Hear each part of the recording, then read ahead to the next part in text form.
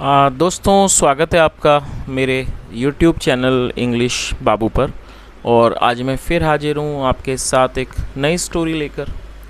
और दोस्तों आज जो स्टोरी मैं आपके लिए लेकर आया हूँ ये एक शॉर्ट मॉरल स्टोरी है। छोटी कहानी है लेकिन बहुत ही अच्छी और सुंदर कहानी है, सुनकर आपको बहुत अच्छा लगेगा। और उसके अलावा दोस्तों आज की जो स्टोरी है बहुत ही बेसिक लेवल की ग्रामर का इसमें इस्तेमाल किया गया है। तो जो लोग जिन लोगों ने अभी अभी इंग्लिश सीखनी शुरू की है या फिर जो कह सकते हैं जो बिगनर लेवल के हैं उनके लिए जो वीडियो बहुत ही अच्छा होने वाला है, क्योंकि इस वीडियो के अंदर दोस्तों आपको कई सारे बेसिक लेवल की ग्रामर सीखने को मिलेगी। और उसके अलावा जो इसके अंदर आपको कई सारे नए इंग्लिश के वर्ड मीनिंग सीखने को मिलेंगे और जो भी स्ट्रक्चर है उसे बिल्कुल डिटेल में कवर करेंगे। तो एक एक स्ट्रक्चर को और एक एक वर्ड मीनिंग को आप बहुत आसानी से सीख पाएंगे। तो चलिए दोस्तों आज की इस कहानी को हम शुरू करते हैं। और सबसे पहले कहानी का टाइटल देखते हैं। कहानी का टाइटल है फ्रूट्स ऑफ लेबर। क्या अर्थ हुआ दोस्तों? लेबर का मतलब होता है मेहनत, परिश्रम, उसे लेबर कहा जाता है। फ्रूट्स ऑफ लेबर मतलब कि परिश्रम का फल। तो दोस्तों ये आज की इस कहानी का टाइटल है, शीर्षक है। और अब मैं इसे पढ़ना शुरू करता हूँ। आपसे रिक्वेस्ट है आप कहानी को बिल्कुल ध्यान से सुने, और यदि आपको कोई भी नया वर्ड मिले या फिर ग्रामर का नया स्ट्रक्चर आपको मिले तो आप उसे नोट भी ज़रूर करें। तो चलिए इसको शुरू करते हैं।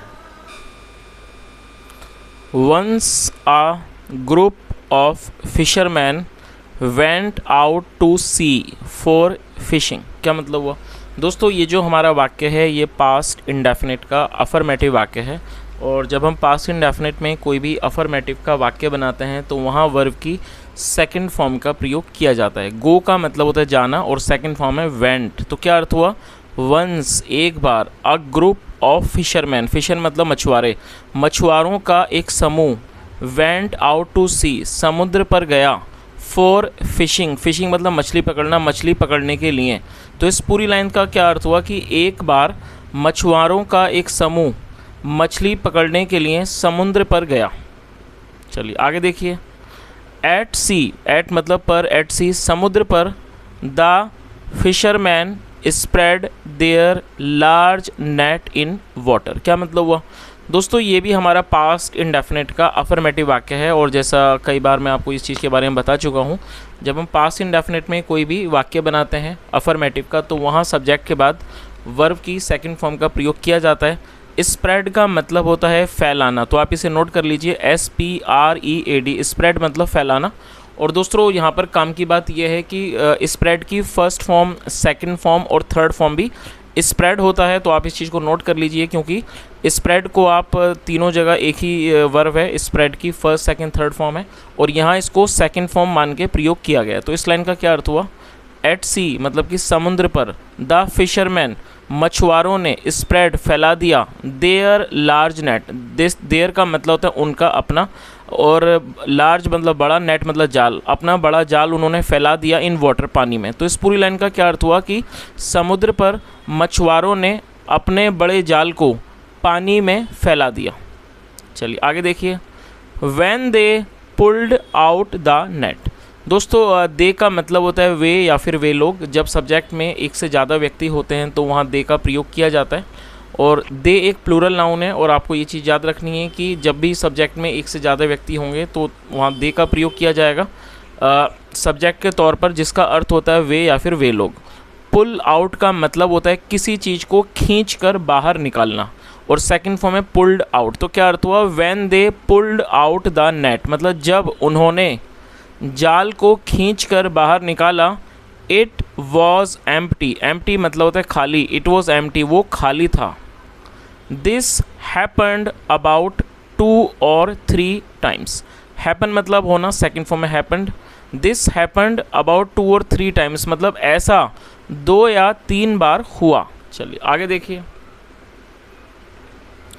Every time when the fisherman spread there net they got nothing. Every time मतलब कि जितनी बार भी मछुआरों ने अपने जाल को फैलाया, दे गॉट नथिंग उन्हें कुछ भी नहीं मिला, उन्हें कुछ भी प्राप्त नहीं हुआ। और दोस्तों गेट का मतलब मिलना, सेकंड फॉर्म में गॉट, दे गॉट नथिंग मतलब उन्हें कुछ भी नहीं मिला।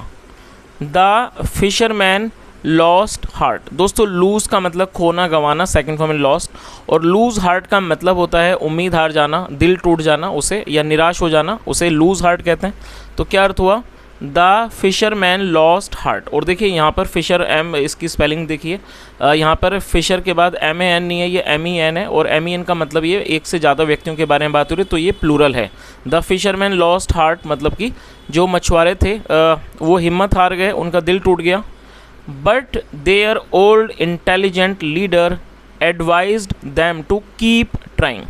कीप का मतलब होता है किसी चीज़ को करते रहना, कीप ट्राइंग मतलब बराबर कोशिश करते रहना। तो क्या अर्थ हुआ, but their old intelligent leader, लेकिन जो उनके बूढ़े बुद्धिमान जो उनके लीडर थे, जो उनके नेता थे, एडवाइज्ड देम, एडवाइज मतलब सलाह देना, सेकंड फॉर्म में एडवाइज देम, उन्होंने मतलब जो उनके बूढ़े बुद्धिमान नेता थे उन्होंने उनको सलाह दी टू कीप ट्राइंग, कि वो कोशिश करते रहें। चलिए आगे देखिए।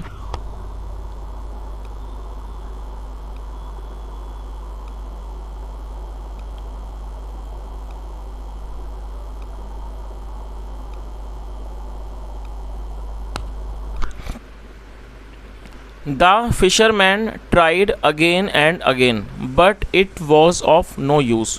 नो यूज़ का मतलब होता है किसी भी जिस चीज़ का कोई फ़ायदा ना हो, किसी काम का ना हो, उसे नो यूज़ कहा जाता है। तो क्या अर्थ हुआ, the fisherman tried again and again मतलब जो मछुआरे थे उन्होंने, ट्राई मतलब कोशिश करना, सेकंड फॉर्म में ट्राइड, मछुआरों ने बार बार कोशिश की, but it was of no use, लेकिन उस चीज़ का कोई फ़ायदा नहीं हुआ, उसका कुछ भी फ़ायदा नहीं हुआ। They all sat down, sit का मतलब बैठना, सेकंड फॉर्म में sat, they all sat down मतलब वे सब नीचे बैठ गए, एंड स्टॉप्ड फिशिंग और उन्होंने मछली पकड़ना बंद कर दिया। स्टॉप मतलब रोकना, सेकंड फॉर्म में स्टॉप्ड, और उन्होंने मछली पकड़ना बंद कर दिया। चलिए आगे देखिए।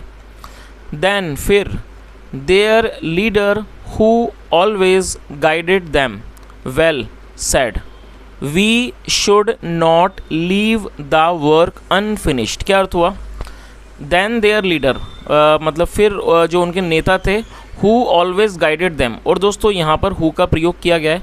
हु एक रिलेटिव प्रोनाउन है, जब हम ऐसा वाक्य बनाते हैं जहाँ पर हम किसी व्यक्ति का कोई रेफरेंस वगैरह देना चाहते हैं तो हु का प्रयोग किया जाता है एक रिलेटिव प्रोनाउन के तौर पर। तो क्या अर्थ हुआ कि देन देयर लीडर, फिर जो उनके नेता थे, who always guided them well, जो हमेशा उनको उनका अच्छे से मार्गदर्शन करते थे। गाइड का मतलब होता है मार्गदर्शन करना, जो हमेशा उनका मार्गदर्शन करते थे। उन्होंने कहा we should not leave the work unfinished. दोस्तों ये जो वाक्य है, इस वाक्य में शुड का प्रयोग किया गया है, और वाक्यों में शुड का प्रयोग किसी भी तरह की सलाह को दर्शाने के लिए किया जाता है। जब आप कोई ऐसा वाक्य बनाते हैं जहां आप किसी भी तरह की सलाह या फिर सुझाव को दर्शाना चाहते हैं तो वहां पर शुड का प्रयोग किया जाता है, साथ में वर्ब की फर्स्ट फॉर्म लगाई जाती है। लीव का मतलब छोड़ना होता है, और अनफिनिश्ड का मतलब होता है अधूरा। We should not leave the work unfinished मतलब हमें काम को अधूरा नहीं छोड़ना चाहिए। We will surely get the fruits of labour. Surely का मतलब होता है निश्चित रूप से, पक्के रूप से। तो उन्होंने क्या कहा, we will surely get the fruits of labour मतलब हमें अवश्य ही या निश्चित रूप से मेहनत का, परिश्रम का फल मिलेगा। वंस अगेन मतलब फिर दोबारा, फिर एक बार। The fisherman threw the net.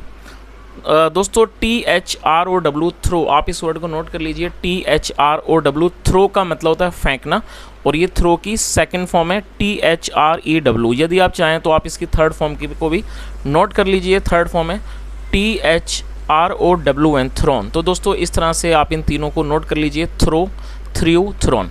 और ये हमारा पास्ट इंडेफिनिट का वाक्य है, तो यहाँ सेकंड फॉर्म का प्रयोग किया गया है, और इसका मतलब होता है फेंकना। तो क्या अर्थ हुआ, वंस अगेन फिर एक बार। The fisherman threw the net मतलब फिर एक बार मछुआरों ने जाल फेंका। दिस टाइम इस बार। They caught something. दोस्तों कैच का मतलब होता है पकड़ना, स्पेलिंग है CATCH, और ये सेकंड फॉर्म है कॉट। दिस टाइम मतलब कि इस बार। दे कॉट समथिंग इस बार उन्होंने कुछ पकड़ लिया। द ओल्ड लीडर सेड बूढ़े जो नेता थे उन्होंने कहा pull out the net. Pull out मतलब खींचकर बाहर निकालना। उन्होंने क्या कहा, पुल आउट द नेट मतलब कि जाल को खींचकर बाहर निकालो। चलिए आगे देखिए। When they pulled the net they found a box in it. क्या अर्थ हुआ? When they pulled the net मतलब जब उन्होंने, और दोस्तों ये PULL पुल होता है और ED इसकी सेकंड फॉर्म है तो ये हो जाएगा pulled. When they pulled the net मतलब जब उन्होंने जाल को खींचा, they found a box in it, उन्हें उसमें एक संदूक मिला। बॉक्स मतलब संदूक, और ये मिलने का, फाइंड मतलब पाना, सेकंड में फाउंड, उन्हें उसमें एक संदूक पाया, या कह सकते हैं उन्हें उसमें एक संदूक मिला। It had gold coins in it. और दोस्तों ये जो वाक्य है ये हमारा पजेसिव का वाक्य है, पास्ट पजेसिव का ये वाक्य है। पास्ट पजेसिव का मतलब होता है जब हम ये दिखाते हैं कि पास्ट में किसी के पास कुछ था, तो इस तरह का जो वाक्य है वो पास्ट का पजेसिव वाक्य कहलाता है, जहाँ पर हेड का प्रयोग हेल्पिंग वर्ब के रूप में किया जाता है। और दोस्तों ये जो आप इट देख रहे हैं, ये जो इट है ये इस बॉक्स के लिए प्रयोग किया गया है। ये एक प्रोनाउन है। प्रोनाउन का अर्थ होता है हिंदी में सर्वनाम। जब हम कोई ऐसा जब सब्जेक्ट के स्थान पर हम किसी भी अलग वर्ड का प्रयोग करते हैं तो उस शब्द को, उस वर्ड को सर्वनाम कहा जाता है, जिसे इंग्लिश में प्रोनाउन कहते हैं। तो यहाँ पर बॉक्स के लिए इट का प्रयोग किया गया, तो इट से आप इसको समझ लीजिए बॉक्स है। तो इसका क्या अर्थ हुआ? It had gold coins in it मतलब उसके अंदर सोने के सिक्के थे। The leader divided it, divide का मतलब होता है बांट देना, बंटवारा कर देना। जो नेता थे उन्होंने उसे बांट दिया। इक्वली मतलब समान रूप से, बराबर बराबर बांट दिया। अमंग एवरीवन हर किसी के बीच में। और दोस्तों यहाँ पर मैं आपका ध्यान एक छोटी सी बात पर दिलाना चाहूँगा, क्योंकि मैं कोशिश करता हूँ कि हर छोटी बड़ी इन्फॉर्मेशन को आप तक पहुँचाऊँ। यदि कि हम दो व्यक्तियों के बीच के बारे में बात करेंगे तो वहाँ पर बिटवीन का प्रयोग किया जाएगा, लेकिन यदि दो व्यक्तियों से अधिक के बारे में बात होगी तो वहाँ पर अमंग का प्रयोग किया जाएगा। तो दोस्तों आप इस चीज़ को याद रखें। आपने इस वर्ड को कई बार देखा भी होगा, पढ़ा भी होगा, लेकिन शायद आपको इसका यूज़ नहीं पता होगा। AMONG among. तो इसका प्रयोग जब किया जाता है जब व्यक्तियों की संख्या 2 से अधिक हो। यदि 2 होगी तो आप बिटवीन का यूज़ करेंगे, लेकिन यदि 2 से ज़्यादा होगी तो यहाँ पर अमंग का प्रयोग किया जाएगा। तो जैसा हमने कहानी के अंदर देखा कि जो मछुआरों की संख्या है वो 2 से अधिक है, इसलिए यहाँ पर अमंग का प्रयोग किया गया है। और दोस्तों यदि आपको ये इन्फॉर्मेशन आज पहली बार मिली हो तो आप कमेंट के माध्यम से ज़रूर बताएं। चलिए इसका मतलब एक बार देख लेते हैं। The leader divided it equally among everyone मतलब जो नेता थे, और इट जो है वो सोने के सिक्कों के लिए यूज़ किया गया। The leader divided it equally among everyone जो नेता थे, मतलब जो उनके नेता थे, उन्होंने उसे सभी में बराबर बराबर बांट दिया। नाउ अब दे ऑल न्यू, और ये नो की सेकंड फॉर्म है। नो मतलब जानना, पता होना, सेकंड फॉर्म है new. Now they all new अब वो सब जानते थे। दैट की one should try again and again की हमें बार बार कोशिश करनी चाहिए। टू इन्जॉय आनंद लेने के लिए। द फ्रूट्स ऑफ लेबर मतलब कि क्या हुआ इस लाइन का कि अब वो इस बात को जानते थे कि मेहनत के फल का, या कह सकते हैं परिश्रम के फल का आनंद लेने के लिए बार बार कोशिश करनी चाहिए। चलिए तो दोस्तों मैं उम्मीद करता हूँ कहानी आपको अच्छी लगी होगी, साथ में यहाँ से जो इसका मॉरल है वो भी आपको बहुत अच्छा लगा होगा।